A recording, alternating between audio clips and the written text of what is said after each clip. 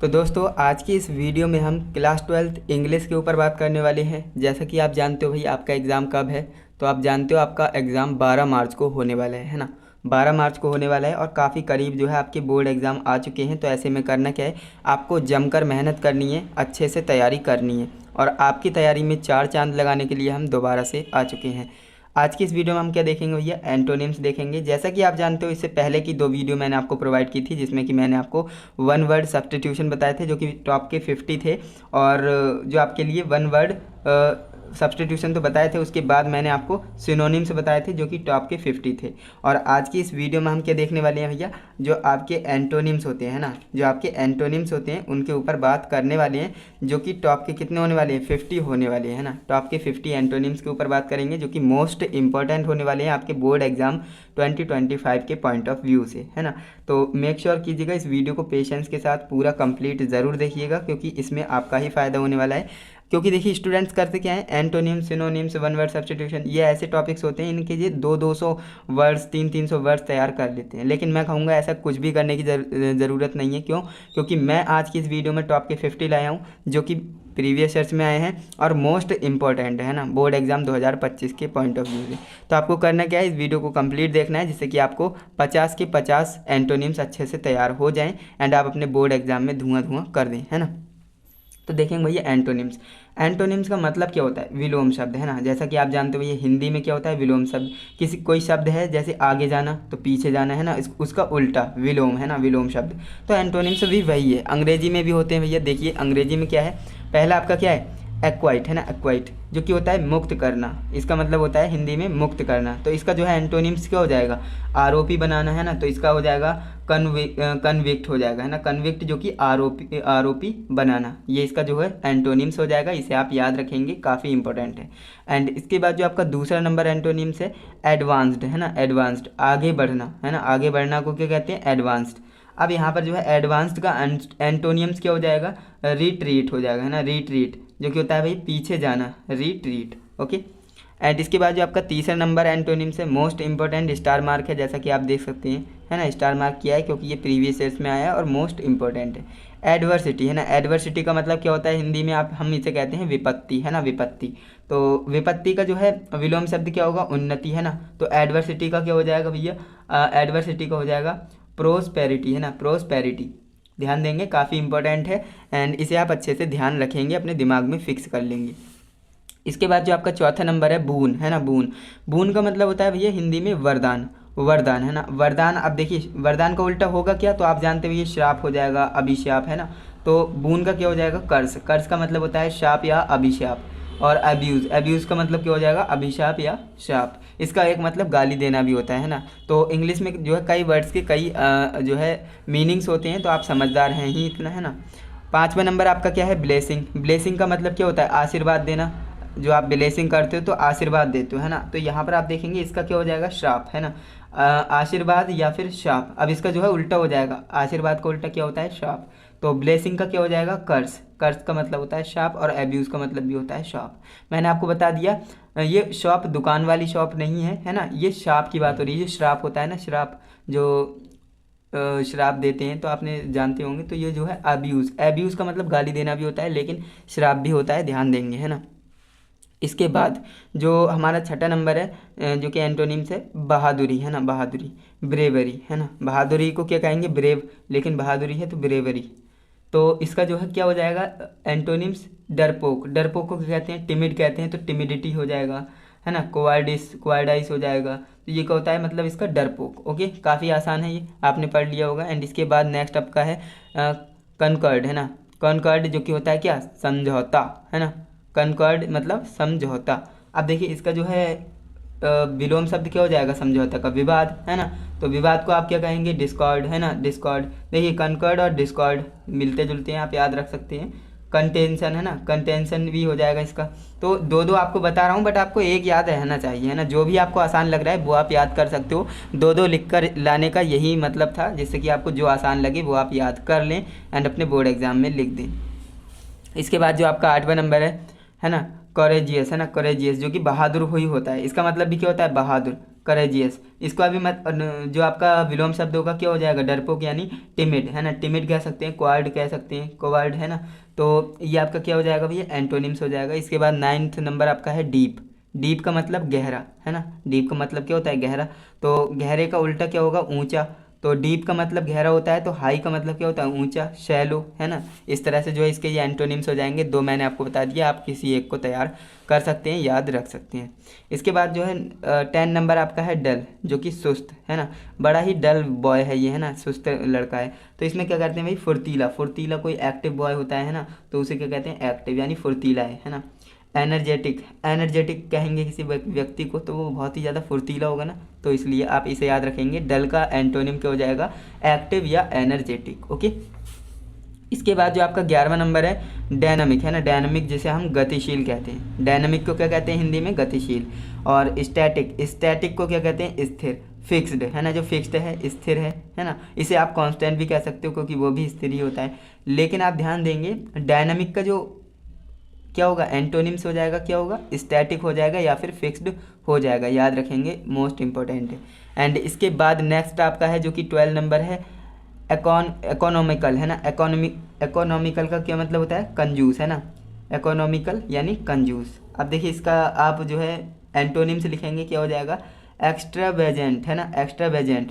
तो स्पेंडर भी इसे कह सकते हैं, जो कि खर्चीला होता है ना। कंजूस और खर्चीला दोनों एक दूसरे के उल्टे हैं, तो आप याद रखेंगे।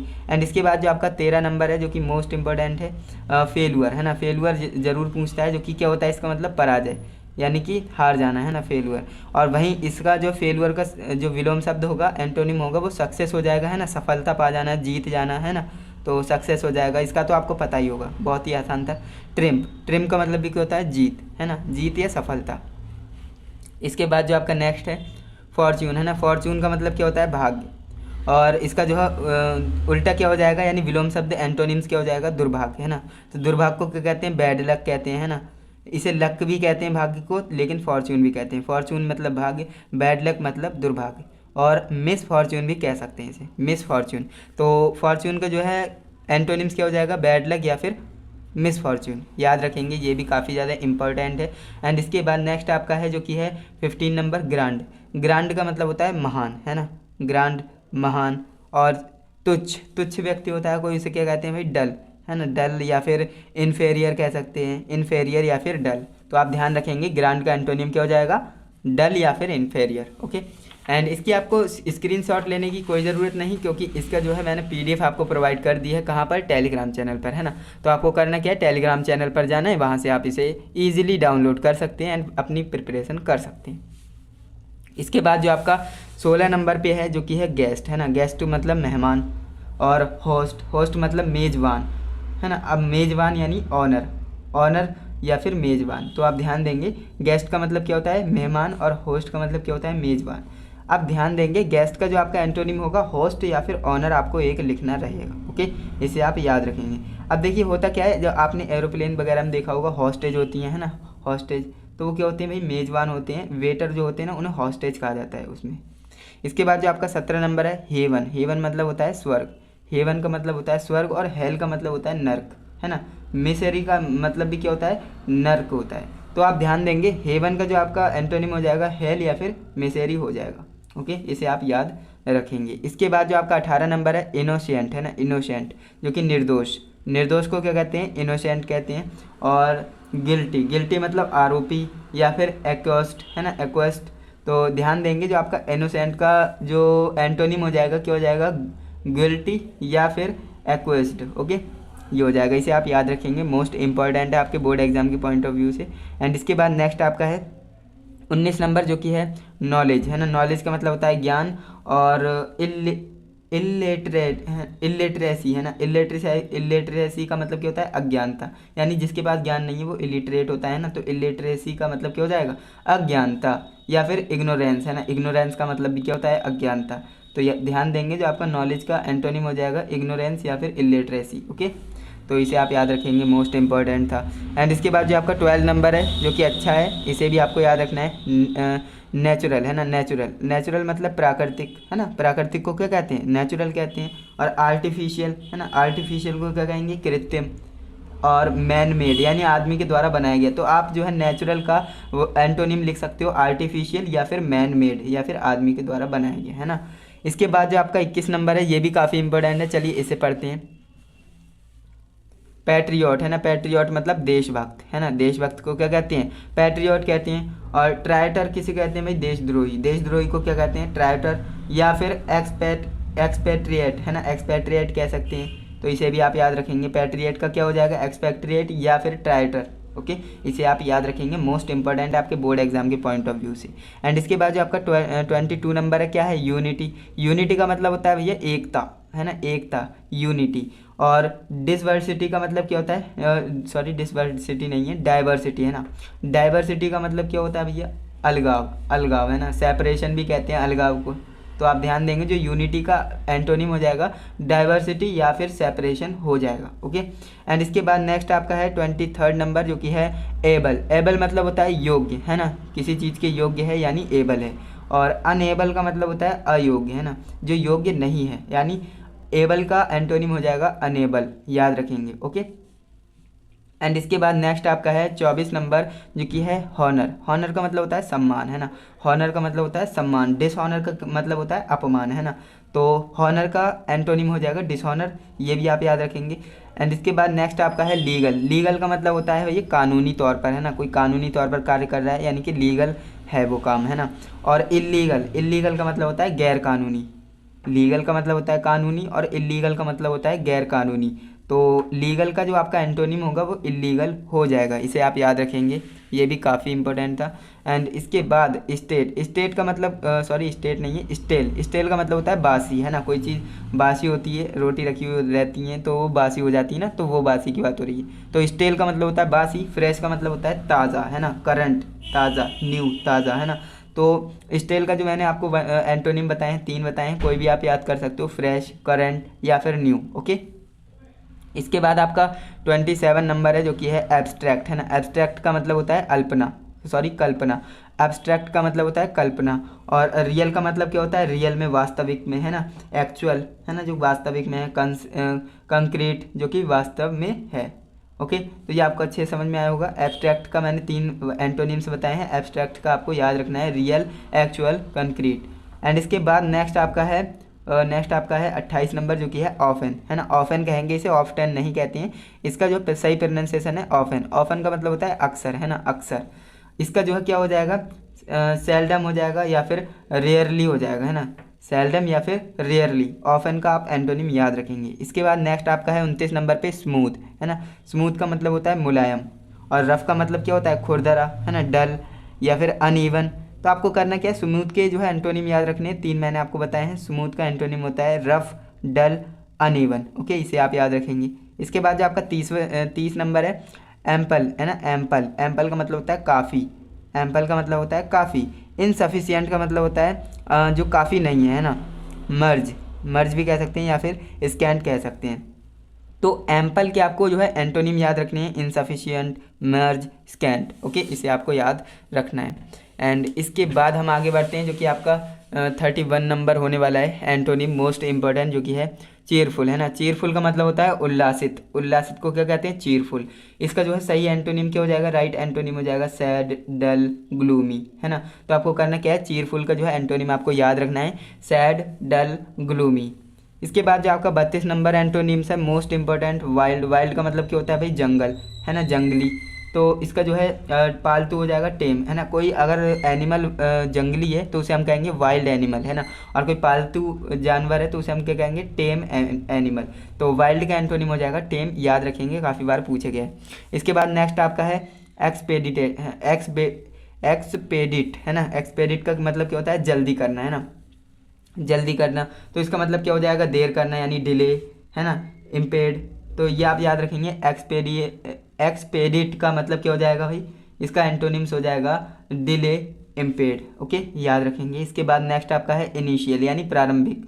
एंड फाइनल का मतलब क्या होता है, पूरा हो गया, है ना, कंप्लीट हो गया। तो इनिशियल का प्रारंभिक कर सकते हैं या फिर इसका कंप्लीट भी कर सकते हैं या फिर आप फाइनल याद रख सकते हैं। तो ये आप याद रखेंगे, मोस्ट इंपॉर्टेंट है। एंड इसके बाद नेक्स्ट आपका है प्लेंटी। प्लेंटी का मतलब होता है अधिक मात्रा में, है ना, और कम मात्रा में मतलब स्कैरसिटी, है ना, स्कैरसिटी। तो इसे आप याद रखेंगे। प्लेंटी का जो एंटोनिम्स हो जाएगा स्कैरसिटी हो जाएगा। ओके, इसे आप याद रखेंगे। इसके बाद नेक्स्ट आपका 36 नंबर एम्बिजियस। एम्बिजियस का मतलब होता है अस्पष्ट, है ना, जो स्पष्ट नहीं है। क्लियर, क्लियर का मतलब क्या होता है? स्पष्ट। या फिर सर्टेन, सर्टेन का मतलब होता है भैया क्लियर, हमें समझ में आ रहा है, सारा कुछ स्पष्ट है। तो एम्बिजियस का जो एंटोनिम्स हो जाएगा वो क्लियर हो जाएगा, सर्टेन हो जाएगा। आप दोनों में से किसी को भी याद कर सकते हो। इसके बाद जो हमारा नेक्स्ट है ना, ये हमने पढ़ लिया। एंड इसके बाद माइट। माइट का मतलब होता है बल, है ना, माइट का मतलब होता है बल, यानी बलवान। जो ये वो वाला बल के नहीं हो रहा है, जो फोर्स होता है वो वाली की बात नहीं हो रही है, यानी बलवान, है ना, बलवान और कमज़ोर वो वाली बल की बात हो रही है। तो माइट का मतलब होता है बल। वीक का मतलब होता है कमज़ोर, है ना। डेलिकेट का मतलब भी क्या होता है भाई? कमज़ोर होता है। तो माइट का एंटोनिम क्या हो जाएगा? वीक या फिर डेलिकेट। इसे आप याद रखेंगे। इसके बाद जो आपका 38 नंबर पे है ओबे। ओबे का मतलब होता है आज्ञा मानना, है ना, आज्ञा मानना। जैसे ओबिडेंटली, है ना, तो आज्ञा का पालन करने वाला ओबिडेंटली कहलाता है। तो ठीक उसी प्रकार ओबे का मतलब होता है आज्ञा मानना। तो इसका जो है डिसओबे हो जाएगा, है ना, डिसओबे यानी आज्ञा को इनकार कर देना, यानी आज्ञा न मानने वाला। तो ओबे का एंटोनिम हो जाएगा डिसओबे। याद रखेंगे, ये भी काफ़ी बार पूछा गया है, मोस्ट इंपॉर्टेंट है। इसके बाद नेक्स्ट आपका है 39 पे मार। मार का मतलब होता है दूषित करना, है ना, मार का मतलब होता है दूषित करना। इसका जो है मेक हो जाएगा बनाना, या फिर रीस्टोर दोबारा से सही करना, या फिर इम्प्रूव यानी बेहतर करना, है ना।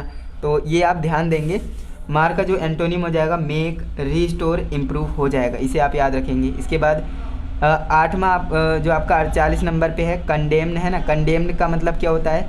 दोषी ठहरना, है ना, दोषी ठहराना। दोषी ठहराना मतलब कंडेम्न। अब यहाँ पर आप ध्यान देंगे, इसका हो जाएगा प्राइस, है ना, प्राइस फॉरगिव एक्विट, है ना, प्राइस फॉरगिव एक्विट, सॉरी क्या बोल दिया मैंने, प्राइस फॉरगिव एक्विट। तो इसे आप याद रखेंगे। ये तीनों जो है एंटोनिम्स हो जाएंगे किसके? कंडेन के। ओके, इसे आप याद रखेंगे।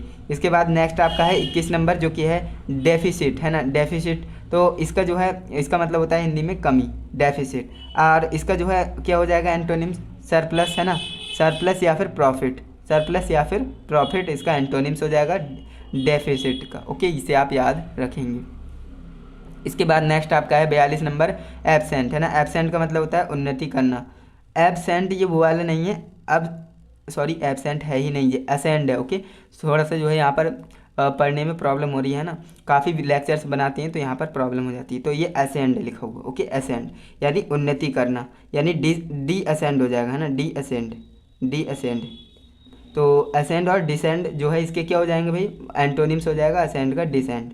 ओके, एंड इसके बाद नेक्स्ट आपका है एक्वेट, है ना। एक्वेट यानी तेज, विकट, तेज कह सकते हैं या फिर विकट कह सकते हैं। एक्वेट इसका मतलब हो जाएगा, इसका जो एंटोनिम हो जाएगा ट्रैवियल या फिर डल, है ना, ट्रैवियल या फिर डल। इसके बाद नेक्स्ट आपका है जो कि है सेवर्स, सेवर। तो इसका मतलब होता है क्या? गंभीर, है ना। सेवर का मतलब होता है गंभीर। माइनर इसका उल्टा हो जाएगा, और नेग्लिजिबल हो जाएगा, और जेंटल हो जाएगा। तो सेवर का आपको याद रखना है, जो आपका एंटोनिम हो जाएगा माइनर हो जाएगा, नेग्लिजिबल हो जाएगा, या फिर जेंटल हो जाएगा। ओके, इसके बाद नेक्स्ट आपका है बेईमान, जो कि करप्ट। करप्ट को क्या कहते हैं? बेईमान कहते हैं। तो हॉनेस्ट को क्या कहेंगे? ईमानदार। तो करप्ट का जो एंटोनिम होगा क्या हो जाएगा? हॉनेस्ट।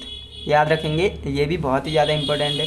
एंड इसके बाद हम आगे बढ़ते हैं, जो कि हमारे 46 नंबर पे है, मोस्ट इम्पॉर्टेंट, डोमेस्टिक। डोमेस्टिक का मतलब होता है घरेलू, और जो आपका कॉमर्शियल होता है उसका मतलब क्या होता है? जो आपके दुकानों पे यूज़ होते हैं ना, दुकानों पे, या फिर जो व्यावसायिक रूप से होता है उसे हम कॉमर्शियल कहते हैं, लेकिन जो आपके घरेलू उपयोग के लिए उसे क्या कहेंगे? डोमेस्टिक। अब यहाँ पर आप देखेंगे इसका जो है उल्टा क्या हो जाएगा, यानी विलोम शब्द क्या हो जाएगा? एंटोनिम्स क्या हो जाएगा? फॉरेन या फिर पब्लिक, है ना, फॉरेन या फिर पब्लिक। इसके बाद नेक्स्ट आपका है 47 नंबर अटैक। अटैक का मतलब हमला करना, डिफेंड का मतलब रक्षा करना या फिर बचाव करना। तो अटैक का जो एंटोनियम्स हो जाएगा क्या हो जाएगा? डिफेंड। इसके बाद जो आपका 48 नंबर पे है प्रोस्पेरिटी। प्रोस्पेरिटी का मतलब होता है समृद्धि, और इसका जो है उल्टा हो जाएगा हार्डशिप, है ना, हार्डशिप या फिर फेलुअर। ओके, इसके बाद नेक्स्ट आपका है डिमिनिश, है ना, डिमिनिश घटाना। इंक्रीज, इंक्रीज का मतलब बढ़ाना, है ना। तो ये डिमिनिश का जो है एंटोनिम्स क्या हो जाएगा?